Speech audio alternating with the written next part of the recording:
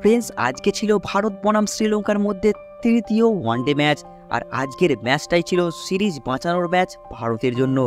কিন্তু ফ্রেন্ডস, আজকের ম্যাচে ভারতীয় ক্রিকেট টিম অত্যন্ত খারাপ পারফরমেন্স করেছে, ভারতের ফ্যানদের অনেক নিরাশ করেছে। ফ্রেন্ডস, আজকের ম্যাচে শ্রীলঙ্কা প্রথমে ব্যাটিং করে আর 50 ওভারে 248 রান তোলে 7 উইকেট হারিয়ে। আর ভারতের জন্য সিরিজ বাঁচানোর জন্য 249 টার্গেট ছিল আজকের ম্যাচে। আর ফ্রেন্ডস, এই 249 রান করতে ব্যর্থ হয় আমাদের ভারতীয় ক্রিকেট টিম। ফ্রেন্ডস, সবাইকে অবাক করে, সবাইকে নিরাশ করে মাত্র 138 রানে অল উইকেট হয়ে যায় 26 ওভার 1 বলে। হ্যাঁ ফ্রেন্ডস, 110 রানের বিশাল ব্যবধানে লজ্জার হার হারলো আমাদের ভারতীয় ক্রিকেট টিম। আর ফ্রেন্ডস, আজকের ম্যাচ হারার কারণে সিরিজটাও হেরে গেল। আজকের ম্যাচ হারার ফলে শ্রীলঙ্কা এই সিরিজটা 2-0 ব্যবধানে জিতলো। ফ্রেন্ডস, তাই এই মুহূর্তে প্রশ্ন উঠছে যে কী কারণে হারলো আজকে আমাদের ভারতীয় ক্রিকেট টিম। আর এই মুহূর্তে যে 3টে মূল কারণ উঠে আসছে, সেই 3টি কারণেই তোমাদের সামনে তুলে ধরবো ফ্রেন্ডস আজকের এই ভিডিওয়। ফ্রেন্ডস, প্রথম কারণ হচ্ছে টস ফ্যাক্টর। ফ্রেন্ডস, টসটা মুখ্য কারণ না হলেও একটা কিন্তু গৌণ কারণ ফ্রেন্ডস, এই প্রেমদাসা স্টেডিয়ামে, এই কলম্বোর মাঠে যারা কিন্তু টসে জেতে তারাই কিন্তু ব্যাটিং করার সিদ্ধান্ত নেয়। আর যারা প্রথমে ব্যাটিং করে তারাই বেশিরভাগ ম্যাচ জেতে। কারণ হচ্ছে ফ্রেন্ডস, এখানকার পিচে কিন্তু পরের দিকে যত ম্যাচ গড়ায় ততই স্লো হয়ে যায়, আর ব্যাটসম্যানদের জন্য ততটাই কঠিন হয়ে ওঠে এই পিচ। তাই ফ্রেন্ডস, এখানে টস ফ্যাক্টর সবসময় কিন্তু বরাবরই থাকে। তবু ফ্রেন্ডস, 110 রানে যে আজকের ম্যাচটা ভারত হেরেছে, এই ম্যাচে কিন্তু টস ফ্যাক্টরটা খুব বড় ফ্যাক্টর নাও হতে পারে। কারণ ফ্রেন্ডস, এই পিচে যদি ভারত 20 রানে হারতো, 30 রানে হারতো, 40 রানে হারতো, তখন পর্যন্ত বলা যেত হ্যাঁ ভারত টসে হেরেছে, সেকেন্ড ব্যাট করেছে, ভারত অনেক কঠিন পরিস্থিতির মুখে পড়েছে। আর ফ্রেন্ডস, এই 110 রানে হারটার পেছনে সব থেকে বড় কারণ টস কিন্তু কখনোই বলা যাবে না। হ্যাঁ, গৌণ কারণ হতে পারে, কিন্তু মুখ্য কারণ হচ্ছে দ্বিতীয় কারণটা। ফ্রেন্ডস, মুখ্য কারণ বা দ্বিতীয় কারণটা হচ্ছে ভারতের আজকের ম্যাচে হারের পেছনে স্পিনারদের বিরুদ্ধে ফের একবার ভারতীয় ব্যাটিং লাইন আপের ব্যর্থতা।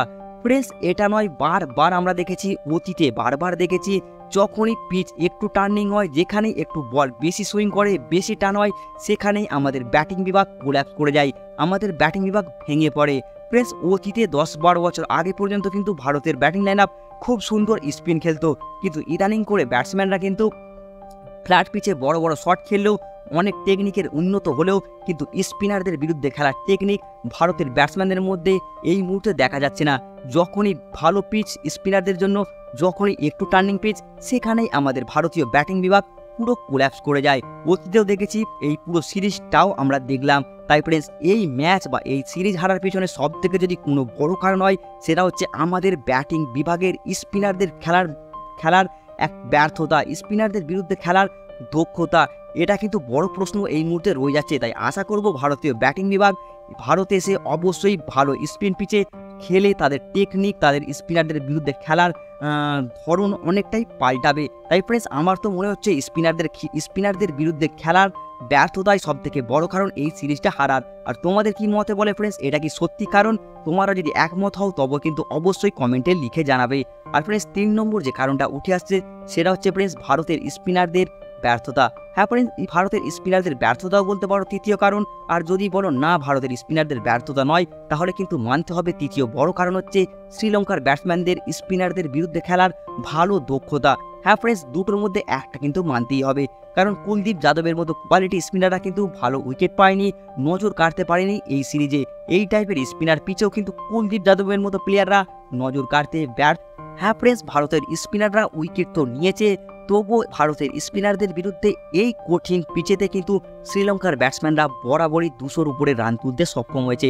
যেখানে ভারতীয় ব্যাটসম্যানরা ভেঙে পড়েছে এই স্পিন কঠিন পিচে, সেখানে কিন্তু শ্রীলঙ্কার ব্যাটসম্যানরা সত্যি ভালো পারফরমেন্স করে দেখিয়েছে। তাই এখানে তোমাদের মানতেই হবে তৃতীয় বড় কারণ হিসেবে হয় ভারতের স্পিনারদের ব্যর্থতা, নয় শ্রীলঙ্কার ব্যাটসম্যানদের স্পিন খেলার ভালো দক্ষতা। দুটোর মধ্যে একটা তো মানতেই হবে। যাই হোক ফ্রেন্ডস, এই 3টি বড় কারণ রয়েছে আজকের ম্যাচে হারের পেছনে। আর এই 3টি কারণ কিন্তু পুরো সিরিজটা হারার পেছনেই আমার মতে এই কারণগুলোই রয়েছে। যাই হোক ফ্রেন্ডস, আমার তো মতে এই 3টি কারণ। তোমাদের মতে কি বলে? এই কারণ ছাড়াও আরও কি বড় কারণ রয়েছে ভারতের সিরিজ হারার, ভারতের ম্যাচ হারার? সেটা কিন্তু তোমরা অবশ্যই কমেন্টে লিখে জানাবে। আর ভিডিওটি দেখার জন্য তোমাদের অসংখ্য ধন্যবাদ।